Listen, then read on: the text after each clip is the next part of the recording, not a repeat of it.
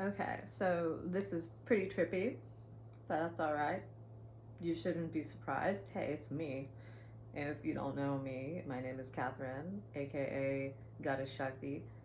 Don't take it seriously, it's my play name.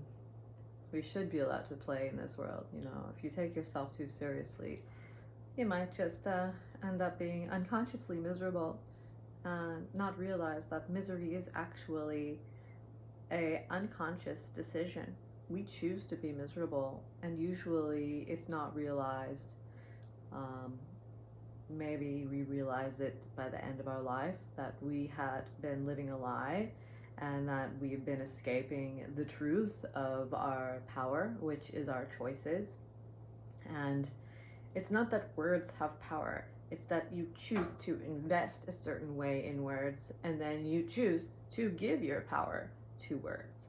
So whenever somebody says to you, words have power, just remember what I said. Choice has a better power than words because you can choose to allow those words to simply come and go and not react angry, violent, hateful, or otherwise in some way that is hurtful or non-constructive. You could just let those words just go. You might want to question them, but you certainly do not have to become angry. That is called your choice. Anyway, I would like to show you a yoga prop that was invented over a period of 20 years by a clinical psychologist named Dr. David Hawkins. He wrote a book called Power versus Force that came out in 1995, and it took him quite some time to actually develop it. And here is his map of consciousness. So at the bottom of it, we have the lower level of consciousness, which starts with shame, and then it goes up to guilt, and then apathy, and then grief, and then fear, and then desire, and then anger, and then pride. And I'm going to stop there because you're very familiar with pride, are you not? It's become very popular. So it's actually below the level of integrity.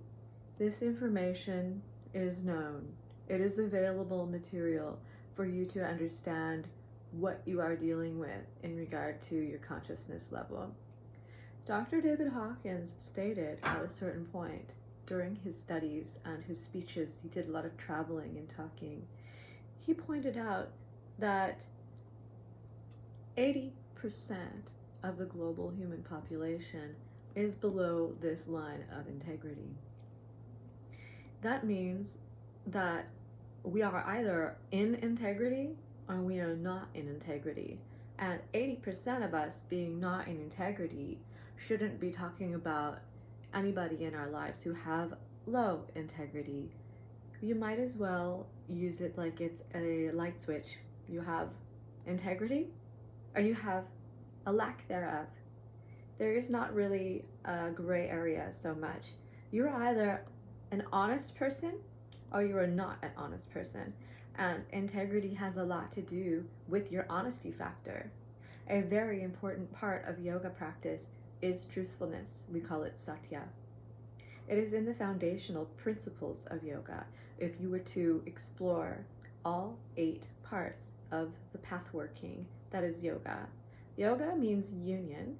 It is a path working process, and it is not necessarily what you may think it is, since you've been led to believe that it is a practice. I would like to encourage you to ask more critical questions about what is actually happening with yoga, with this world, and with the information that is available for our well-being, our growth process, and our consciousness, which also plays a very key part in our mental and emotional health. So if you cannot address your own honesty factor, you cannot confront yourself constructively about whether or not you're actually aligning yourself with the highest power, which is truth, you may be in deep trouble. You may be suffering quite a bit of depression and sadness, loneliness, or you may be very confused and have a lot of anxiety. This is because you have disenfranchised yourself from reality. So I highly recommend that you find somebody such as myself who you can talk to about your dishonesty factor and working on ways to correct it so that you can become a stronger and happier person.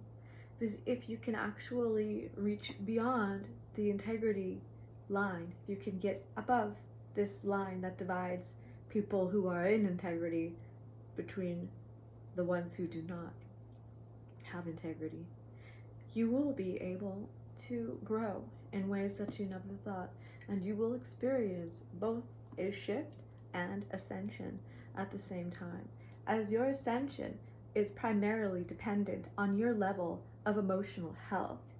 Emotional health is the foundation of your enlightenment process, and the foundation of emotional health is honesty, which of course entails accountability, being responsible for what you choose to do and how you choose to treat others, what you choose to say, how you choose to feel.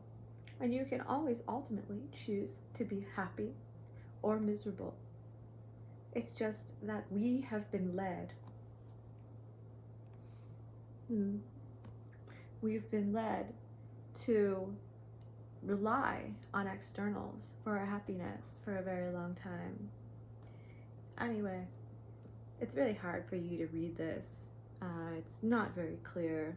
So I recommend just going online and looking up Dr. David Hawkins' Map of Consciousness and check out his book, Power versus Force.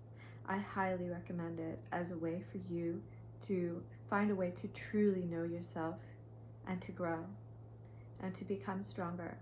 But I just want to warn you that you may lose friends very quickly when you begin your process of true growth and true empowerment, because many people being disempowered and being down in this lower paradigm of consciousness are highly competitive against one another.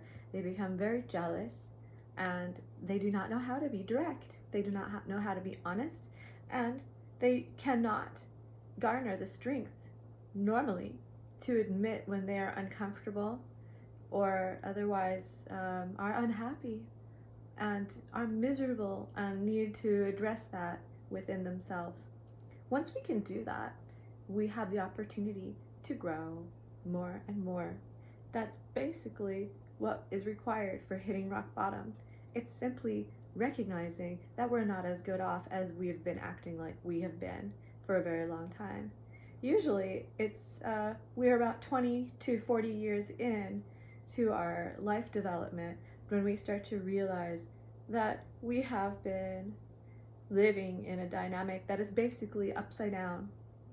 And this is how it's been for many of us. We've been living in an inverted dynamic, and it's time for us to change that now so we can actually all grow as a collective, and we can begin to pick up the pieces of our broken society, and we can heal our marriages. We can actually have meaningful relationships and create positive, healthy, intimate bonds. We cannot create a healthy environment of intimacy if we cannot be honest.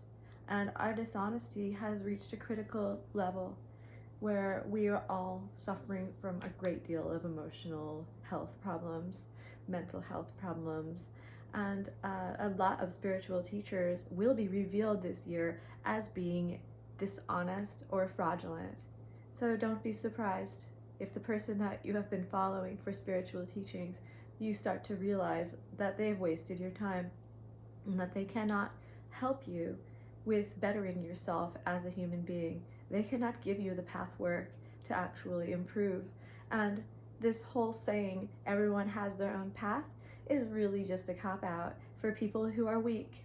And if you want to get stronger, you will actually realize that there is either the path to integrity or there is a million, billion, skillion, endless, random paths that you can take. And it's up to you to decide how to grow and how to get stronger. And you can't just do it by making things up, though. You have to address what is true and real.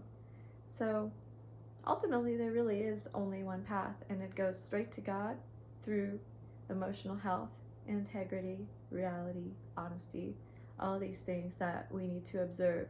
Yoga does offer this in its Eightfold Path work. So check out the Sutras of Patanjali.